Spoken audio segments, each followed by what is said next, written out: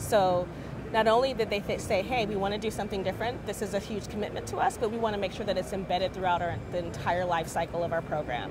So that means that they're taking the time to better understand how they can, and not only understand, but ensure that they operationalize these tactics so that they can build, design, and deliver with equity in mind.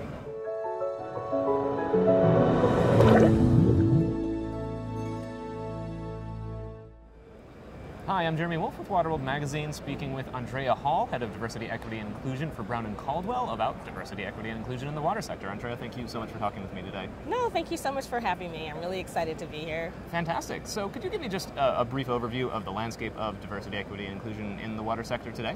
Yeah, I think there's been an uptick since 2019 for organizations just really trying to look at how they approach the topic of diversity, equity, and inclusion. They definitely have been feeling some responses from employees wanting to better understand what's the organization's approach, and then also specifically to our industry. Our federal government rolled out the Justice 40 initiative, where they're looking for 40% of specific investments to go to underrepresented, underserved communities, and so somebody has to do that work.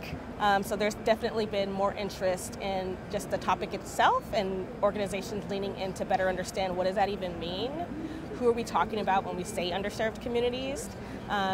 And I think it's been great just to see that there's been way more interest. And to talk about equity for a minute, could you tell me, what are you seeing water utilities do to make their water more affordable for underserved communities? Yeah, I'll start by saying that I'm just excited at the fact that it's a topic.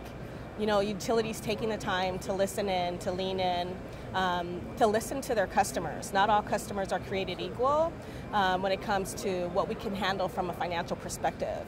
And so the topics have really been around like rates specifically, right? Like wanting to better understand what does affordability look like when it comes to our customers. And so I've seen things being done around percentage of rate pay, where they're trying to better understand hey, how can we approach this a little bit differently and ensure that our customers are able to afford water. We all deserve to have clean and safe water and sanitation at the end of the day. And so being able to use that lens to understand what I can afford and what you can afford and what others may be able to afford is completely different.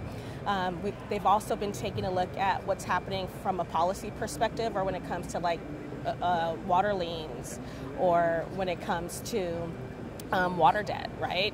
And so I've seen a lot of tools be rolled out that haven't been rolled out before, which is really awesome. So it tells me that the conversation is not only happening, but people are, specifically utilities, are sharing resources, which is going to, at the end of the day, impact communities differently. Could you provide a good example of a water utility implementing these sorts of equity practices? Yeah, a great example that I would use is actually Boise, the city of Boise. So the city of Boise has done a great job of building diversity, equity, and inclusion in from their recycled water program from the beginning.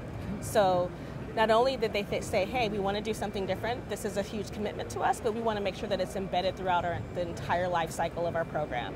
So that means that they're taking the time to better understand how they can, and not only understand, but ensure that they operationalize these tactics so that they can build, design, and deliver with equity in mind. That sounds fantastic. Yeah. To move on to diversity and inclusion, what do you think the water sector could do to make its environments more diverse and inclusive?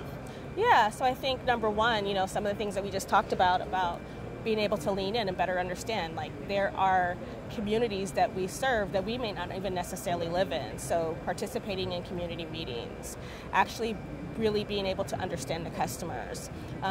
Usually, they say the wheel that squeaks the loudest is the one that gets fixed, and it doesn't necessarily have to be that way. And so I think we really need to take the time to better understand communities.